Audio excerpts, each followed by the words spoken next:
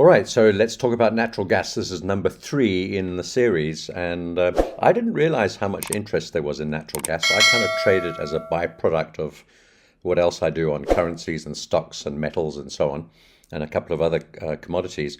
But first lesson to learn is know when your futures contracts expire. And mine expired on 29th of January. Next one expires on the 24th of Feb, so that's about 3.5 weeks away. And mine expired when I was in a loss. I'm actually pretty pleased it expired because it expired when I was about $3.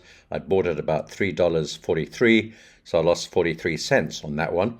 Know when your contracts expire. The next one expires on the 24th of Feb. Let's go and have a look at the chart. There's some interesting stuff on here. This is the natural gas day chart. You can see we're still moving lower. And there's no end in sight, except that we have some support beneath us. We'll talk about those two red lines shortly. But what we did have over the last couple of days was two interesting candles. One is well, there are two stars with a gap in between them. Doji star, gap, doji star. And today, so far, is still a doji star. And people have asked me, is this a morning star candle pattern? Are we at a reversal point? The answer is maybe. I don't know. We've moved all the way down from here. And if you look at the stochastic has gone as low as it can go. It's forming a bullish divergence. That's simply because the stochastic can't move any further. You can see how far below the moving averages we are and how far we've moved in such a short time, just about vertical actually. And if you compare it to, well, going back over time, we don't often see these vertical moves one way or the other without some zigzagging occurring at some point. And we haven't seen any zigzagging at all. Now, we've got a level below us, $2.50. Which is the big round number, psychological number, a quarter of a dollar, $2.50, 2.5, where people think, and most people think, that's where we should find support on natural gas. I think that this could be a double bluff or a sort of a false attraction. I'm not even sure if we get there. And if we do get to $2.50, I don't think we're going to stop there because that number is too well known, too well read, and it's being looked at way too much at the moment. So, and we saw the same thing above here when we were at $3.50, and that's when I was long at $3.43 or thereabouts. And it was really interesting to see some of the comments about the gap and the bounce and the bouncing around there. And all that happened was we actually broke through it. We pulled back. We had the breakthrough retracement, the pullback to the breakout level at 350 odd. And followed by a spinning top candle, a bearish engulfing candle, and then we moved down strongly. Luckily, my futures contract expired at around when I was at about $3, just at about this level here a couple of days ago, and I didn't renew it, and I decided to remain aside and look at the chart. So, do we have a morning star? Well, a morning star should be a big bearish candle, followed by a gap, followed by a doji star, maybe followed by a gap upwards, and then a big bullish candle. Well, we've had two doji stars with a gap in between, so technically it's not really a morning star candle, although it's something similar. So we've got a bearish candle, but we have a star in between the gaps. So we still do have a gap above us, and we have this little morning star forming at the moment. What we're going to get here, I don't know. Remember, these doji stars are not reversal candles, they're hesitation candles, and we need the morning star to be, if it is going to be something similar, not precisely a morning star, needs to be confirmed by a big bullish candle on the following day, which is today. And so far, we've just seen yet another star, another hesitation. So let's have a look at the 250 level, $2.50. That's the natural inclination and what everyone's talking about, $2.50. I think if we get to $2.50, we're going to all be fooled and it's not going to hold there. We're going to move down to $2.30, which is actually the technical support going back to, well, late 2020. That's the $2.30 level. And then even below that, we've got the really big psychological number of $2, which it could reach.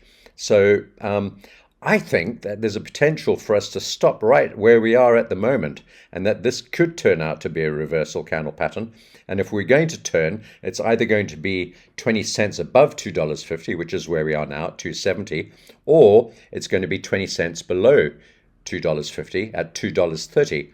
And that everyone waiting for the $2.50 level is going to be disappointed one way or the other. You're not going to get there and you're going to miss the entry, or it's going to go through and potentially you'll get stopped out or lose more money or get more desperate or whatever it might be, and we might get to 230 and below. Maybe 230 will hold, I don't know. Let's have a look at what's above us. Well, we've got this level at 350, which is where most people were buying. And the problem with support, as you know, and that's exactly what we saw, is when support breaks, the price moves down, rebounds back up to support. That's where everyone gets out, just relieved to cover their positions at break even. And that's why the price often doesn't move above the previous support, which then becomes resistance. And I think the same thing is potentially going to happen this time if we do rally back up to $3.50. That's probably going to act as a pretty significant barrier to further increases. Above there, we've got two gaps. I've made them through these sort of pink, well, not pink, orangey salmon colors, and these gaps go back. This one here at around $3.40 is that little gap just above us on the chart there. And then this larger area here at around, well, just around $4 actually, is the gap formed all the way back here. There's a gap. But first, we'd have to get through $3.50. So now I've made some good trades on the way down. I don't want to give all of that money back. So I was short right at the top, held it for a bit, made some money on the way down, and then I re-shorted here around the $7.50 mark, and we got some good profit down to about here. And that's where I got out, actually, at $4.70 or $4.50, somewhere around there. And I didn't hold it for this prolonged move down, thinking incorrectly that this might be the bottom and that we might go back into a range and range around these moving averages. We should be seeing a bottom at some stage in natural gas, unless we break through 250 and then break through 230, head towards the $2 level. That's always very possible. But before that happens, at least we may get a little retracement or correction. And the very best that could do, I suppose, in the short term, is to help those who are still long from $3.50 and give them a chance to get out with a smaller loss or maybe even close to break even. We've got the 20-day moving average, which normally acts as a sort of a price magnet, and that's at around $3.30 at the moment. So perhaps we could get up to $3.30, even this low here at just the $3 round number. So potentially 40 cents, maybe a dollar, maybe a little bit more. I don't know. Question is, what's going to happen today with this candle? It's going to be really interesting. This is phase number 3, or installment number 3 in the natural gas saga. And we might have to go to 4 and 5 depending on what happens in the next few days.